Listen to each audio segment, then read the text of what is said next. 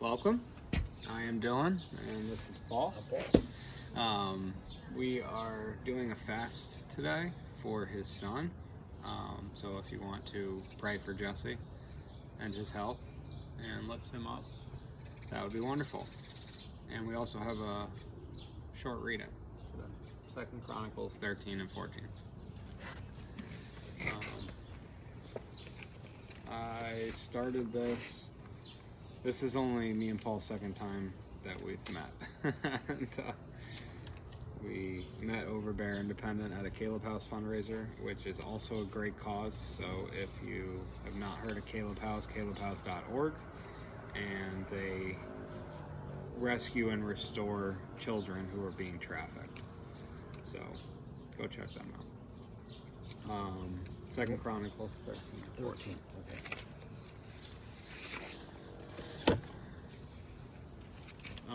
I don't know. Have you read all of this? This is my first time reading Chronicles. So. I have not read all of Chronicles, no. Okay, cool. And this will be a little bit new for both of us. Yeah.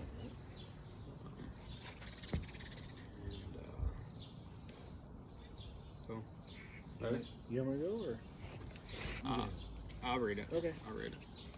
But, you know, it's nice having another person here for conversation's sake, sure. and, like, maybe you know something that I don't know. And I look at it from, like, a real, like, life applicable, practical standpoint. You know what I mean? Like, I am going through the word and, like, using proof text, but I'm not going through as much as, like, you know, like, I'm gonna sit there with a history lesson and, you know, tell people, but I'm more like in the last chapter, it was about how, like Rehoboam was doing evil. And, you know, so I was pointing out the things, like the steps that showed that, like, how Yahuwah kind of judged him. You know what I mean? And, like, hey, if you do this, what's gonna befall you. All right, 2 Chronicles chapter 13. In the 18th year of sovereign Jeroboam, Abijah began to reign over Yehuda. He reigned 3 years in Jerusalem, and his mother's name was Mikiyahu, the daughter of Uriel of Geba. And there was fighting between Abijah and Jeroboam. And Abijah joined battle with an army of mighty men of battle, 400,000 choice men. And Jeroboam drew up in battle formation against him with 800,000 choice men, mighty brave men. And Abijah stood on Mount Semarim, which is in the mountains of Ephraim, and said, "Hear me, Jeroboam, and all Yisrael. Do you not know that Yahuwah, Elohim of Yisrael, has given the reign over Yisrael to Dawid forever, to him and his sons by a covenant of salt? Yet Jeroboam, son of Nebat, the servant of Shalomo, son of Dawid, rose up and rebelled against his master. And vain men gathered to him, sons of Belial, and strengthened themselves against Rehoboam, son of Shalomo, when Rehoboam was young and tender of heart, and could not be strong against them. And now you think to be strong against the reign of Yahuwah, which is in the hand of the sons of Dawid. And you are a large crowd, and with you are the gold calves which Jeroboam made for you as mighty ones. Have you not thrown out the priests of Yahuwah, the sons of Aaron, and the Levites, and made for yourself priests like the peoples of the lands, so that whoever comes to ordain himself with a young bull and 7 rams then becomes a priest of what are not mighty ones? But as for us, Yahuwah is our Elohim, and we have not forsaken him. And priests are serving Yahuwah, the sons of Aaron and the Levites, in the work, and are burning to Yahuwah every morning and every evening, ascending offerings and sweet incense. And the showbread is set on the clean table, and the lampstand of gold, with its lamps, to burn every evening. For we are guarding the charge of Yahuwah our Elohim, but you have forsaken him. And see, with us as head is Elohim himself, and his priests with sounding trumpets to sound the alarm against you. O children of Israel, do not fight against Yahuwah Elohim of your fathers, for you are not going to prosper. But Jeroboam sent round an ambush to go behind them, so they were in front of Yehuda, and the ambush was behind them. And Yehuda turned and saw the battle was both in front and behind them. Then they cried out to Yahuwah, and the priests sounded the trumpets. And the men of Yehuda gave a shout. And it came to be, as the men of Yehuda shouted, that Elohim smote Jeroboam and all Yisrael before Abiyah and Yehuda. And the children of Yisrael fled before Yehuda, and Elohim gave them into their hand. And Abiyah and his people struck them with a great slaughter, and 500,000 choice men of Yisrael fell slain. And the children of Yisrael were humbled at that time, while the children of Yehuda prevailed, because they relied on Yahuwah Elohim of their fathers. And Abiyah pursued Jeroboam and captured cities from him, Beth-El with its villages, and Yeshanah with its villages, and Ephron with its villages. And Jeroboam did not regain power again in the days of Abiyahu, and Yahuwah smote him, and he died. But Abiyah became strong, and took 14 wives, and brought forth 22 sons and 16 daughters. And the rest of the acts of Abiyah and his ways and his words are written in the commentary of the prophet Iddo. Okay, so yeah, I usually go by chapter, and I also forgot to pray. So, I'm going to start with a prayer. Start midway with a prayer, and then we'll get into discussion. I do the needs. You don't have to. Don't feel obligated. Nobody else does. Everybody looks at me like I'm crazy. Father Yahuwah, thank you for bringing together me and Paul and all the people and all the viewers of this reading. And let the people get what they need. Let you get what you need. And let us get what we need out of this. And let knowledge be brought forth. In Yeshua's name. Amen. Amen. Alright. Anything stand out to you? So I think that, throughout when Yah's people are walking in Yah's, plan and adhering to his mitzvot, that they are continually blessed in their endeavors in terms of warfare, and when they are outside of it, they are badly defeated. And I think this is just another example of that. Yeah, mitzvot are laws, right? Yeah. Okay.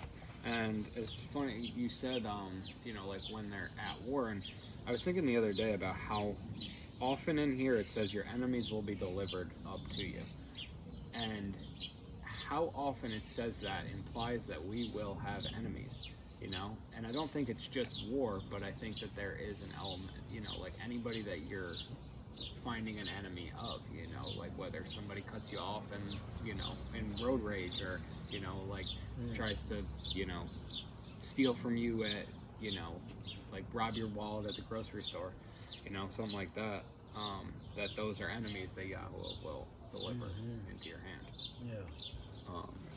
And so it's Yehuda who's relying on Yahweh, and Yisrael who forsakes Yahweh, and so Yehuda emerges victorious in this battle.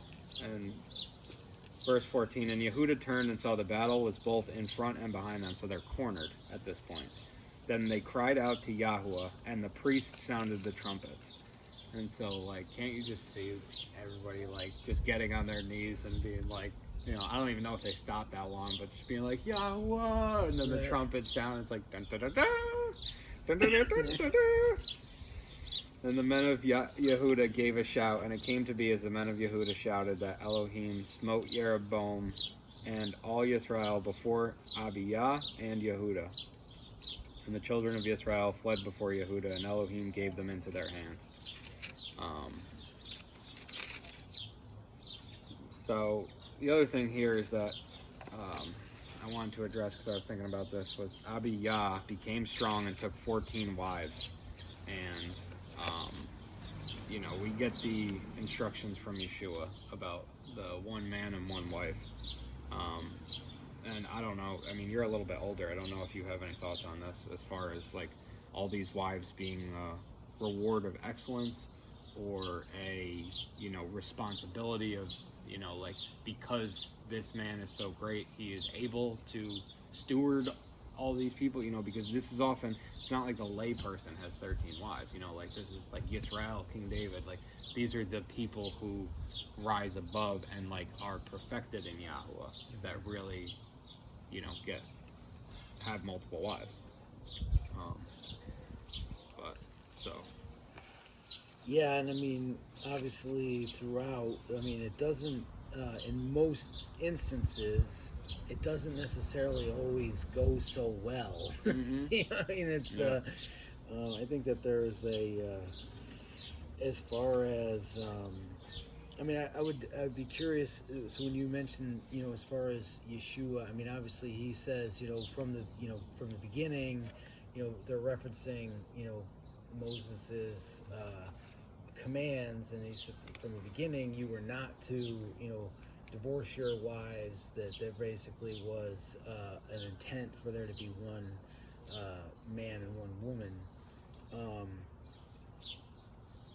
I'd almost be inclined to go back and read that to find more specific to that, but yeah, it definitely seems like as if when in most of the instances that come to mind immediately, that the whole like polygamy scenario doesn't tend to go so well. Yeah, it's also in Deuteronomy that your kings shall not increase wives, but we see too David's first wife, he gets, I can't remember who it is, but basically he gets called out by this guy, and then the wife steps in and intercedes so that David doesn't kill the man, and then he doesn't, and the man kills himself, and so David sends his men to go get her to be his wife, and that's his first wife. To go get the wife of the, Of the man who killed and himself. so and that's not Uriah then, because Uriah he's sent into battle. Yeah, yeah, and so right, and so that those are, I mean, two extremes, because it's like this is, like this woman just showed herself to be a woman of Yah, interceded for her husband, and then is blessed by becoming King David's wife. But then David gets greedy, and starts killing his boys to take their wives. Yeah, so right. You're right. It's a fine line. Mm-hmm. All right, chapter 14. So Abiyah slept with his fathers, and they buried him in the city of Dawid. And Asa, his son, reigned in his place. In his days the land rested 10 years, and Asa did what was good and what was right in the eyes of Yahuwah his Elohim, and removed the slaughter places of the foreigner, and the high places, and broke down the pillars, and cut down the Asherim, and commanded Yehudah to seek Yahuwah Elohim of their fathers, and to do the Torah and the command. And he removed the high places and the sun pillars from all the cities of Yehudah, and the rain rested under him. And he built cities of defense in Yehudah, since the land had rest, and he had no fighting in those years, because Yahuwah had given him rest. And he said to Yehudah, let us build these cities, and make walls around them, and towers, gates, and bars, while the land is yet before us, because we have sought Yahuwah our Elohim. We have sought, and he has given us rest all around. So they built and prospered. And Asa had an army of 300,000 men from Yehudah, bearing shields and spears, and from Benjamin 280,000 men, bearing shields and drew bows. All of them were mighty brave men. And Zerah the Cushite came out against them with an army of 1,000,000 men and 300 chariots, and he came to Mareshah. And Asa went out against him, and they set battle in array in the valley of Sephathah at Mareshah. And Asa called to Yahuwah his Elohim, and said, Yahuwah, there is no one but you to help us, help between the mighty and the powerless. Help us, O Yahuwah our Elohim, for we rest on you, and in your name we go against this crowd. O Yahuwah, you are our Elohim, do not let man prevail against you. So Yahuwah smote the Cushites before Asa and Yehudah, and the Cushites fled. And Asa and the people who were with him pursued them to Gerar, and the Cushites fell, until none was left alive for them. For they were broken before Yahuwah and his army, and they took very much spoil. and struck all the cities around Gerar. For the fear of Yahweh came upon them, and they plundered all the cities, for there was exceedingly much spoil in them. And they also struck the camps of the herdsmen, and captured many sheep and camels, and returned to Jerusalem.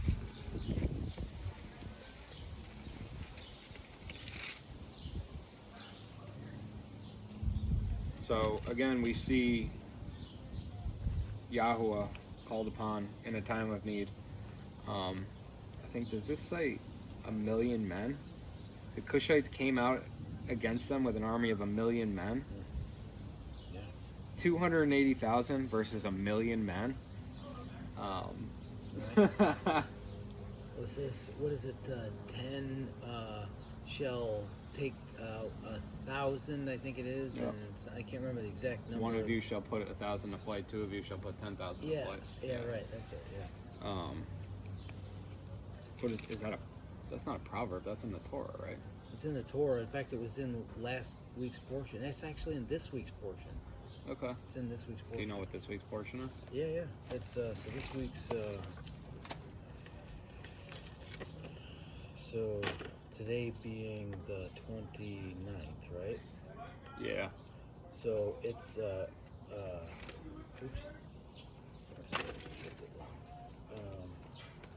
it's Beshu Kaoti. I'm not pronouncing that correctly, but Leviticus 26:3.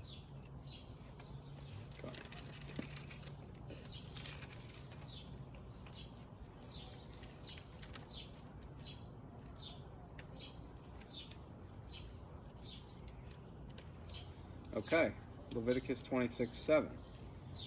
And you shall pursue your enemies, again going back to the having enemies, and they shall fall by the sword before you.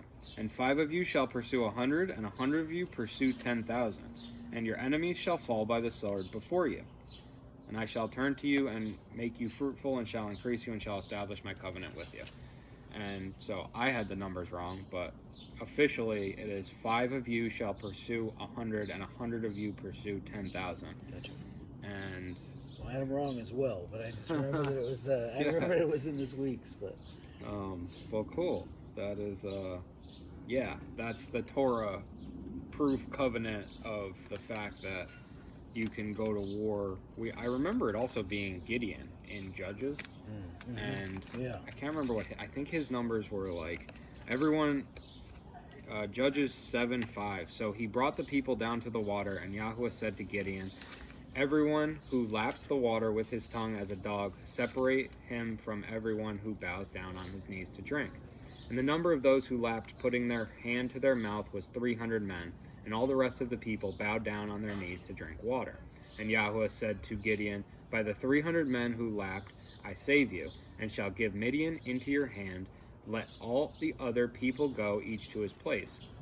And the people took food and their shofar in their hands, and he sent away all the rest of Israel, each to his tent, but held on to those 300 men. Now the camp of Midian was below him in the valley. And it came to be on that night that Yahweh said to him, arise, go down against the camp, for I have given it into your hand. But if you were afraid to go down and Purah the servant, you and Purah the servant, to the camp, and you shall hear what they say. And after that, let your hands be strengthened, and you shall go down against the camp. So he went down with Purah, his servant, to the edge of the formation of 5s who were in the camp. And Midian and Amalek and all the people of the east were lying in the valley, as many as locusts. And their camels were as numerous as the sands by the seashore. And Gideon came, and see, a man was relating a dream to his companion, and said, see, I had a dream. And see, a loaf of barley bread tumbled into the camp of Midian, and it came to the tent, and struck it, so that it fell and overturned, and the tent fell down. And so Gideon is here at the right time to hear this, which in itself is a lesson. But trying to find the number.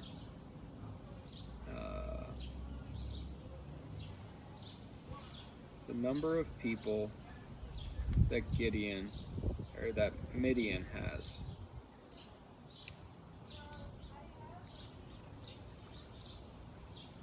start at the top of 7.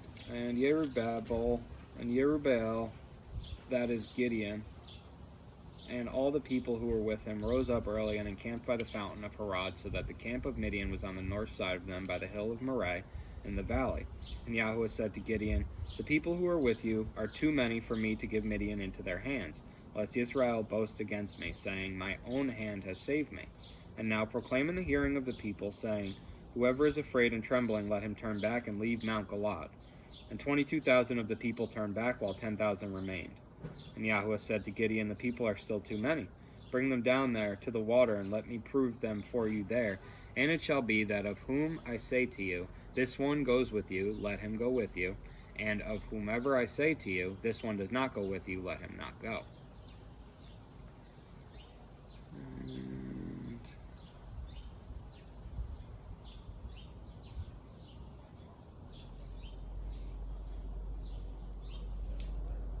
I do know that Abraham also had 300 men when he took on like 5-some kings in Genesis.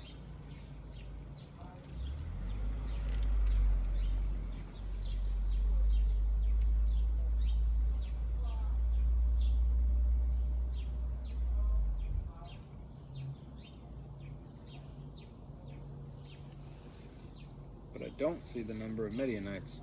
And I thought it was something like 10,000. Well, so there was a, I thought in 6 I saw, but this isn't, I don't think this is what you're looking for specifically. Wait, yeah, you're so,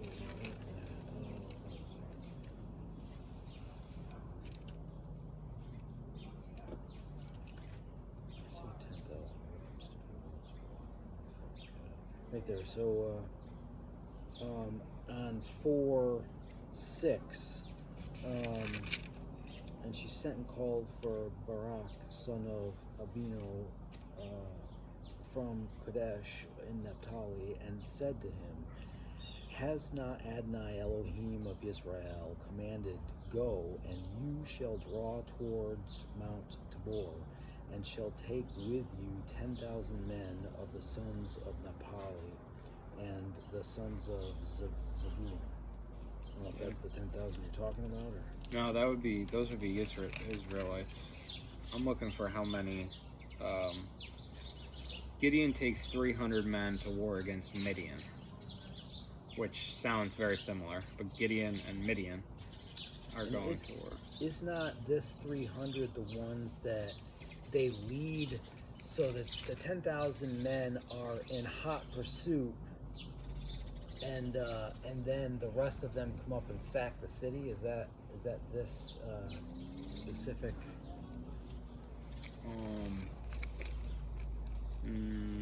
No, I don't believe so. We'll just keep reading. And his companion answered and said, so we've already got the dream. This is none other than the sword of Gideon, son of Joash, a man of Israel. Elohim has given Midian and all the camp into his hand. And it came to be, when Gideon heard this dream related and its interpretation, that he bowed himself down, and he returned to the camp of Israel and said, arise, for Yahweh has given the camp of Midian into your hand. And he divided the 300 men into 3 companies, and he put shofar into the hands of all them, with empty jars and torches inside the jars. And he said to them, watch me and do likewise. And see, when I come to the edge of the camp, do as I do. And I shall blow with the shofar, I and all those with me. Then you shall also blow with the shofar round about all the camp, and say, for Yahweh and for Gideon. And Gideon and 100 men who were with him came to the edge of the camp at the beginning of the middle watch, as they had but newly posted the watch. And they blew with the shofar and broke the jars that were in their hands. And the 3 companies blew the shofar and broke the jars, and held the torches in their left hands and the shofar in their right hands for blowing. And they cried, a sword for Yahweh and a sword for Gideon. And each stood in his place round about the camp. And all the army ran and cried out and fled. And the 300 blew the shofar, and Yahweh set the sword of each one against the other throughout all the camp. And the army fled to Beth Shittah toward Seraiah, as far as the border of Abel Maholah, by Tabbath. And the men of Israel were called from Naphtali, and from Asher, and from all Manasseh, and pursued Midian.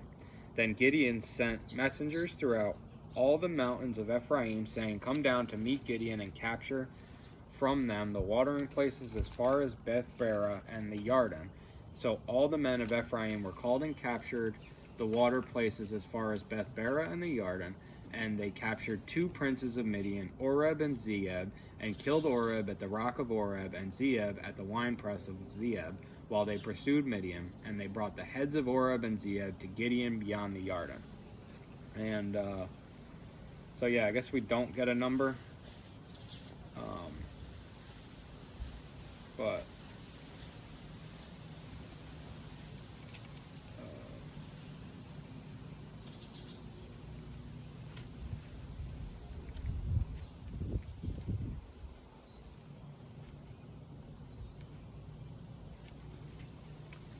okay, so into 8, they're pursuing the men through Sukkot, and Gideon said, because of this, when Yahuwah has given Zebah, Elohim has given into the hands the princes of Midian, and when Yahuwah has given Zebah and Salmunah into my hand, I shall tear your flesh with the thorns of the wilderness and with briars.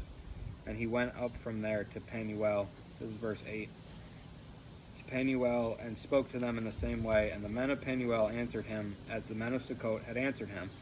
So he spoke also to the men of Penuel, saying, When I come back in peace, I shall break down this tower. And Zebah and Salmunah were at Karkar, and their armies with them, about 15,000 men, all who were left of all the army of the people of the east. Now those who had already fallen were 120,000 men who drew the sword. So, being that we're talking about, okay, so Zebah and Salmunah are the sovereigns of Midian, and he's killed the princes of Midian. So verse 8 goes into him. He kills the princes at the end of verse 7. He takes his 300 men, goes and pursues the kings, and he'd already killed 120,000 men. And there were 15,000 left. And so Gideon's just on a spree at this point. A rampage. And we're going to look at Abraham too. I'm pretty sure that there is no number as far as Abraham, but he is in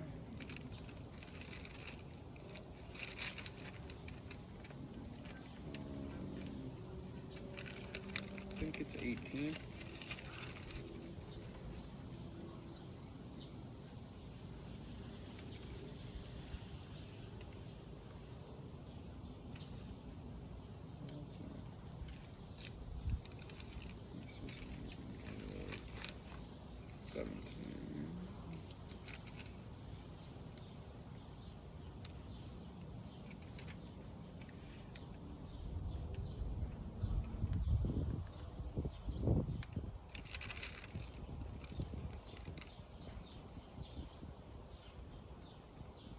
Okay, it is 14.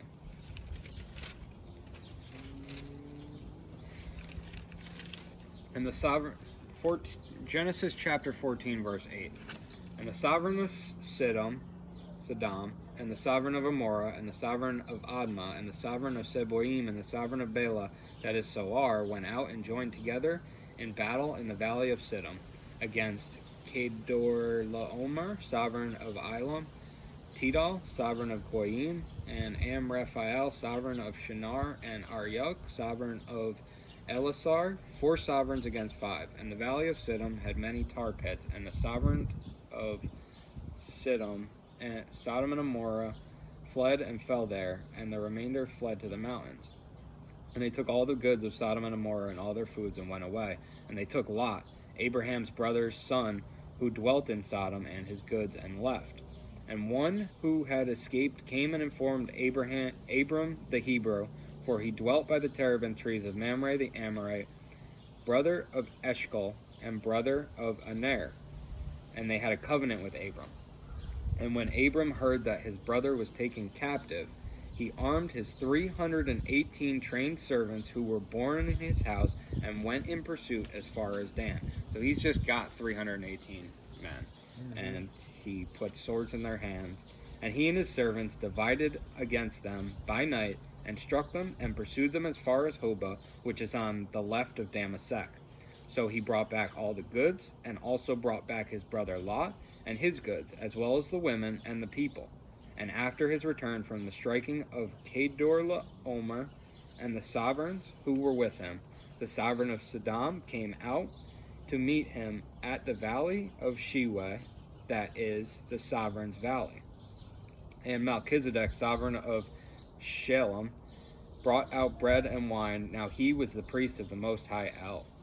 And he blessed with him and he blessed him and said, Blessed be Abram of the Most High El, possessor of the heavens and earth.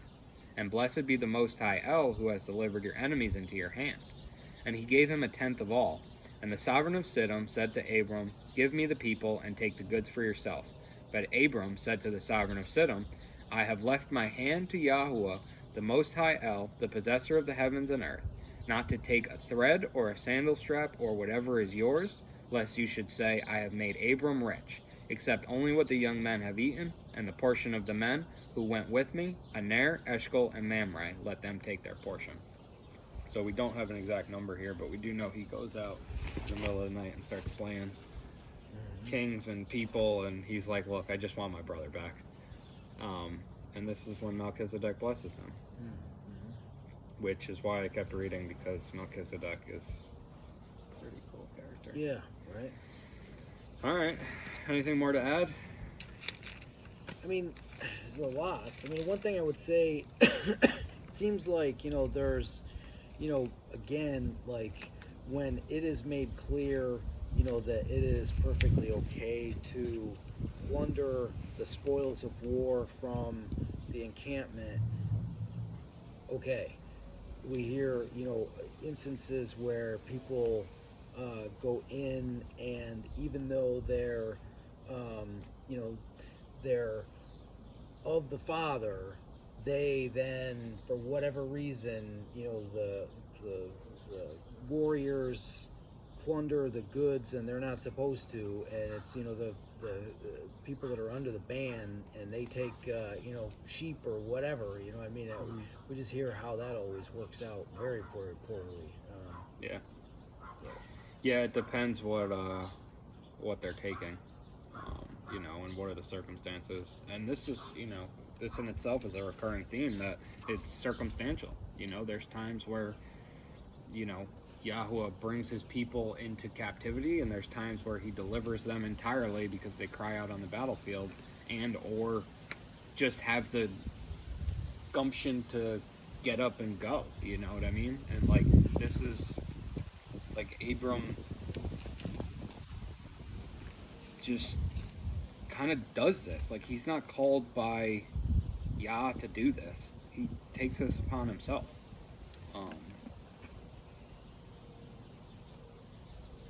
And then is blessed for it. And it's,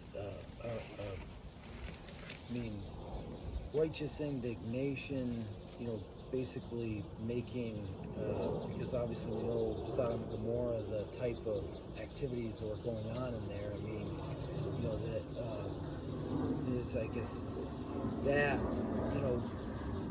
is an early, like, in the book, like, how, judgment is, a righteous man is called on to, see evil and rebuke it. And in this instance, got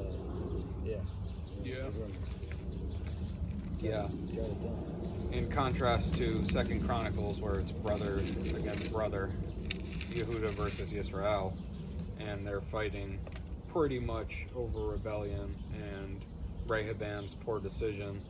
But also, I know you weren't here with us for this, but in chapter 10, it says, chapter 10:15, so the sovereign did not listen to the people, for For the turn of events was from Elohim, in order for Yahweh to establish his word, which he had spoken by the hand of Ahiyahu the Shilonite to Jeroboam son of Nebat. And so, basically, Yahweh has this all planned, and we're going to see where it goes. And so you're going to have to subscribe to find out. All right. I will. Praise Yah.